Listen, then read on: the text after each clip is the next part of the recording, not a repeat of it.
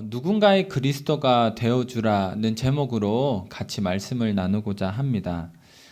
자녀와 부모는 분명히 다른 존재이지만 그럼에도 자녀는 부모를 닮아 있기 때문에 자녀에게서 부모의 모습이 확 드러날 때가 있습니다.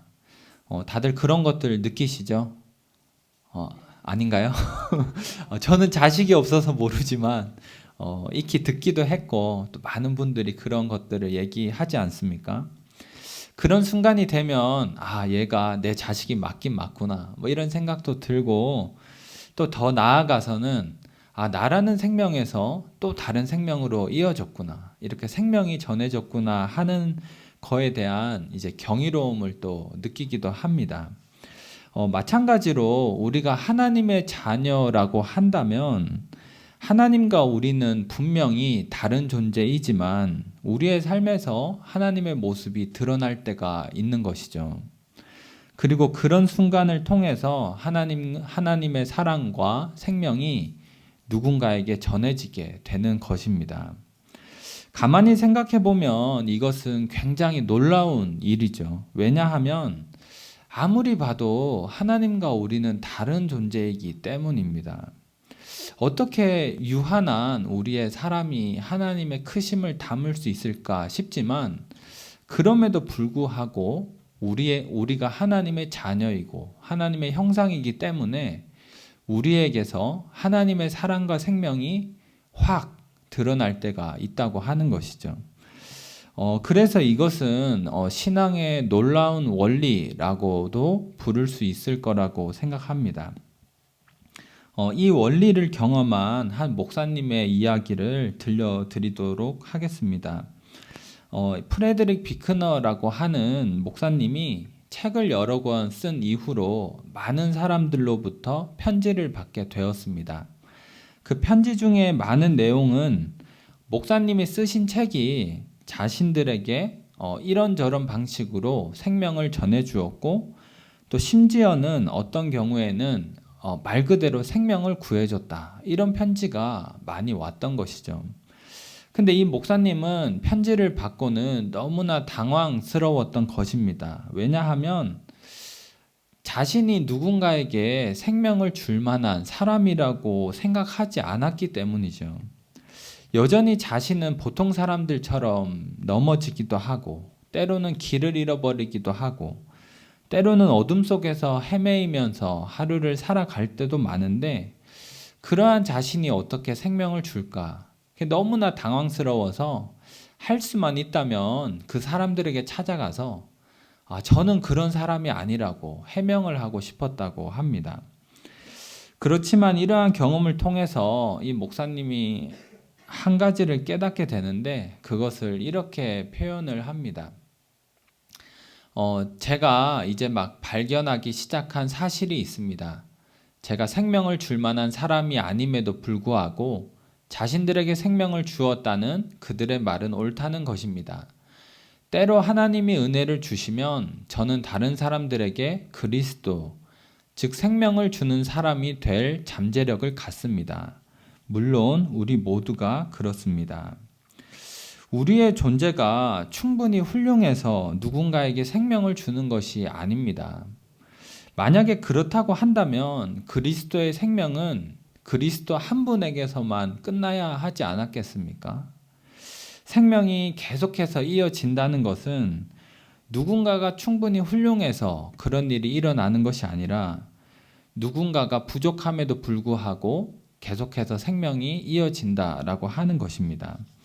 그래서 부족하다 하더라도 연약하다 하더라도 하나님의 생명을 전해주는 그런 사람이 누구나 될 수 있다는 것이죠.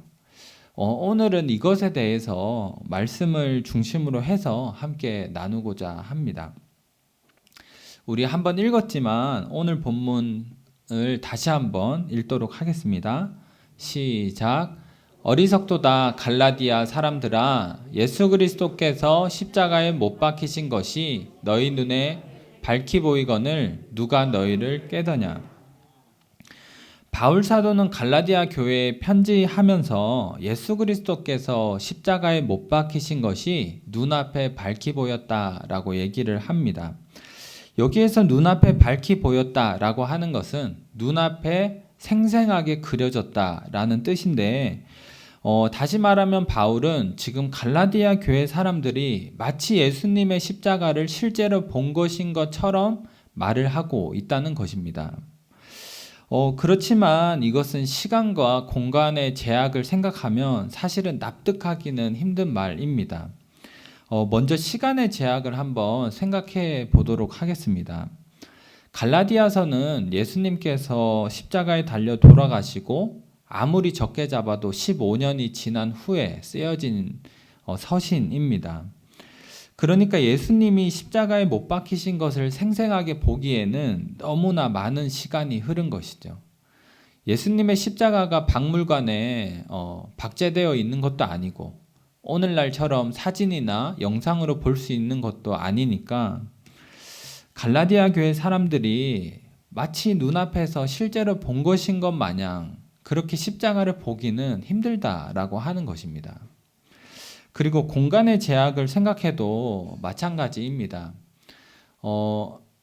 갈라디아 교회가 있었던 지역이 이제 갈라디아 북쪽이냐 남쪽이냐 이것을 가지고 학자들마다 논쟁은 있지만 저는 이제 남쪽이라고 생각을 합니다. 그래서 남쪽을 기준 삼아서 얘기를 드려보면 갈라디아 교회에서 예루살렘까지 직선거리로 해볼 때 최소 500km 이상이 넘습니다. 서울에서 부산까지 직선거리가 한 400km 정도 된다고 하는데 그것보다 조금 더 먼 것이죠. 만약에 예수님께서 부산에서 십자가를 지셨는데 서울에서 그것을 보려고 한다면 볼 수 있겠습니까? 그럴 수가 없겠죠.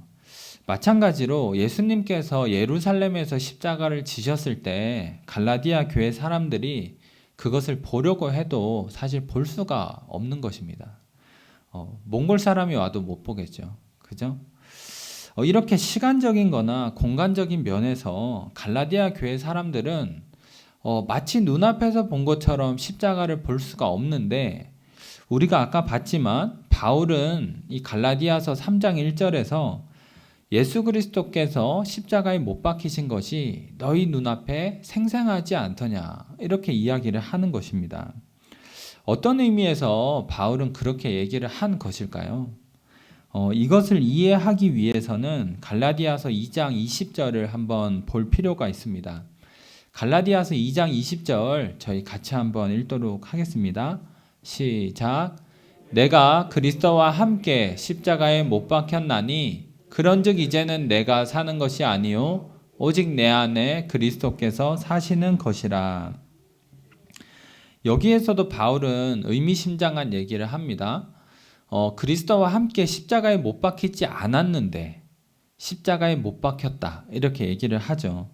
여기에서 못 박혔다라고 하는 단어는 이 완료라는 시제로 되어 있는데 이것은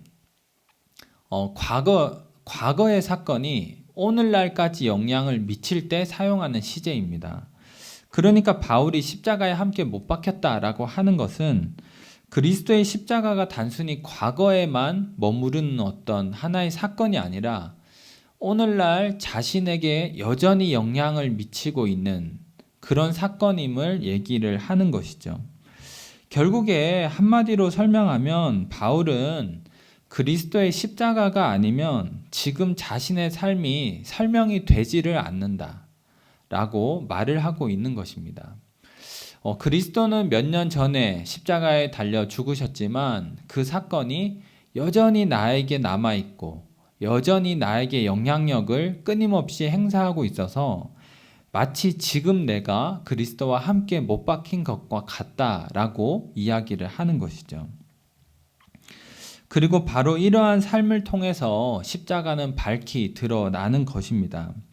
실제로 두 눈으로 직접 보아서 밝히 드러나는 것이 아니라 그리스도와 함께 십자가에 못 박힌 누군가를 통해서 십자가는 밝히 드러나고 있는 것이다 라는 것이죠. 누군가가 누군가에게 그리스도를 밝혀주고 또 그 누군가는 다른 누군가에게 그리스도를 밝혀 보여주는 것입니다. 이러한 방식을 통해서 그리스도의 십자가는 2000년 전의 예루살렘에서부터 오늘날 도봉구 쌍문동 강북 우리 교회까지 전해지게 된 것이죠. 이러한 사실을 우리가 염두에 두고 갈라디아서 4장 19절을 같이 한번 보도록 하겠습니다. 같이 한번 읽겠습니다. 시작.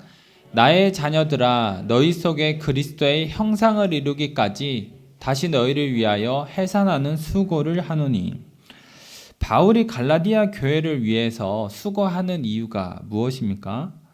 조금 더 넓게 말해서 바울이 자신이 살아가야 했던 이유가 무엇이냐고 묻는다면 갈라디아 교회 사람들이 그리스도의 형상을 이루기까지 그리스도의 형상을 이루도록 하는 것이 바울이 사역했고 살아갔던 이유입니다.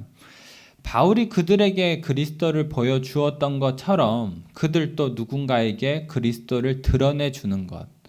그렇게 해서 그리스도가 점점 밝히 드러나는 것을 바울은 바라봤던 것이죠. 결국에 우리가 신앙을 가지고 사는 목표가 이것이라고 생각을 합니다. 내가 잘 되기 위함도 아니고 뭔가 특별한 일이 일어나기를 바라는 것도 아니라 그리스도가 밝히 드러나는 것, 나를 통해서 또 내 옆에 있는 사람을 통해서 그리스도가 점점 더 밝히 드러나는 것, 그것이 결국에 우리가 신앙을 가지고 살아가는 이유라고 하는 것입니다. 또 고린도 후서 5장 20절을 저희 같이 한번 읽도록 하겠습니다. 시작. 그러므로 우리가 그리스도를 대신하여 사신이 되어 하나님이 우리를 통하여 너희를 권면하시는 것 같이 그리스도를 대신하여 간청하노니 너희는 하나님과 화목하라. 바울은 고린도 교회에 편지를 하면서 그리스도를 대신한다 라는 말을 사용합니다. 그리스도를 대신하여 너희에게 권면하고 간청한다. 바울이 대단하죠. 대단하지만 그렇다고 해서 바울이 어떻게 그리스도를 대신할 수 있겠습니까? 하지만 어떤 의미에서 바울은 그리스도를 대신하여서 고린도 교회 사람들에게 권면을 하는 것입니다. 예수님께서 산에 앉으셔서 말씀을 하신 것처럼 설교를 해주시면 가장 좋겠죠. 그렇지만 예수님께서는 설교자들에게 그리스도의 입이 되는 것을 맡기셨습니다. 예수님께서 손을 내밀어서 무리들을 위로해 주신 것처럼 우리를 위로해 주시면 좋겠지만 저와 여러분들에게 그리스도의 손이 되어라. 그렇게 말씀을 하시죠. 예수님께서 누군가에게 직접 걸어서 방문을 하신 것처럼 방문을 해주시면 좋겠지만 저와 여러분들에게 그리스도의 발이 되어라. 그렇게 얘기를 하시는 겁니다. 누군가에게 생명이 필요하고 누군가가 그리스도의 십자가를 보고자 할 때 예수님께서는 저와 여러분들을 보여주시죠. 나의 십자가가 여기서 밝히 드러난다. 저와 여러분들에게 그리스도의 십자가를 보여주어라. 그래서 생명이 필요한 사람들, 그리스도의 십자가를 봐야 되는 사람들에게 저와 여러분들을 보여주시는 것입니다. 믿지 않는 사람들이 당연히 성경을 보지 않습니다. 그렇다면 그 사람들이 그리스도를 볼 수 있는 유일한 방법은 저와 여러분들이 전부이죠. 그래서 하나님께서는 그리스도가 드러나야 하는 곳에 저와 여러분들을 보내시는 것입니다. 그렇기 때문에 우리가 있는 삶의 자리에서 누군가의 그리스도가 되어주시기를 바랍니다. 가정에서 자녀들의 그리스도가 되어서 자녀들에게 그리스도가 어떤 분이신지를 알려주시기를 바랍니다. 학교에서 친구들의 그리스도가 되어서 친구들에게 그리스도의 꿈이 어떤 것인지를 알려주시기를 바랍니다. 회사에서 동료들의 그리스도가 되어서 동료들에게 그리스도의 정직함과 그리스도의 성실함이 무엇인지를 보여주시기를 바랍니다. 어둠 속에서 길을 잃고 헤매는 사람들의 그리스도가 되어서 그리스도의 사랑이 무엇인지를 보여주시기를 바랍니다. 이것이 하나님께서 우리를 부르신 이유입니다. 그리고 이것이 하나님이 우리를 통해서 하시는 놀라운 일입니다. 우리가 그럴 정도로 훌륭한 사람이 아닌 것은 나 자신이 가장 잘 알지 않겠습니까? 그렇지만 그럼에도 불구하고 이것이 하나님께서 우리를 통해서 하시는 놀랍고도 기이한 역사다라고 하는 것입니다. 이제 한 가지 이야기만 드리고 말씀을 마치고자 합니다. 오 헨리의 오래된 소설 중에 이 마지막 잎새라고 하는 소설이 있는데 이 소설은 오늘 설교의 핵심을 가장 잘 요약하는 이야기가 아닐까라고 개인적으로 생각을 합니다. 이 소설의 주인공은 이 뉴욕에 거주하는 화가 이 존 씨라고 하는 사람입니다. 꿈을 찾아서 뉴욕에 왔는데 이 현실은 뭔가 하나도 제대로 되는 게 없고 또 폐렴에 걸려서 이제 죽을 위기에 처했습니다. 이 소설이 쓰여진 때가 1905년인데 그때는 폐렴에 걸리면 그냥 죽는다 이렇게 생각을 했었나 보더라고요. 그래서 이 존 씨는 병원에 입원한 채로 모든 삶의 희망을 잊어버리고 이제 창밖을 보면서 저기 있는 잎새가 다 떨어지면 나도 죽고 말 거야 이런 얘기를 하죠. 참 안타까운 그런 상황에서 이 한 명의 친구가 있었습니다. 이 수라고 하는 친구인데 이 친구가 뭐라도 친구에게 힘이 돼주고 싶다, 도와주고 싶다라는 그런 마음을 가지고 이 범원이라고 하는 나이 많은 화가를 찾아갑니다. 이 범원은 40년이라는 시간 동안 화가 생활을 했지만 걸작을 하나도 남기지 못하고 그래서 스스로를 실패했다고 생각하는 그런 화가였습니다. 근데 여러 가지 이야기를 듣고 마음이 참 불쌍하다는 생각이 들어서 내가 마지막 잎새를 그려주어야 되겠다라는 다짐을 가지고 그 잎새를 매일 그려주기 시작하죠. 우리가 아는 것처럼 이 존 씨가 이 비바람에도 떨어지지 않는 그 마지막 잎새를 보고 삶에 대한 희망을 얻고 결국엔 치유가 되게 됩니다. 근데 안타깝게도 이 실패한 화가, 이 늙은 화가 범원은 이 비바람이 치는 날 그림을 그리다가 그만 폐렴에 걸려서 죽게 되죠.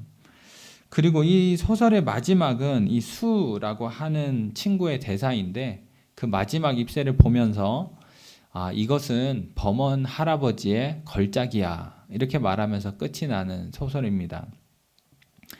이 소설에서 범원 할아버지는 사실 그리스도를 나타냅니다. 왜냐하면 예수님께서 죄인인 우리를 대신하여 죄인의 모습으로 죽으신 것처럼 이 범원 할아버지 역시 폐렴에 걸렸던 이 존 씨에게 생명을 주고 자신이 폐렴에 걸려서 죽기 때문이죠.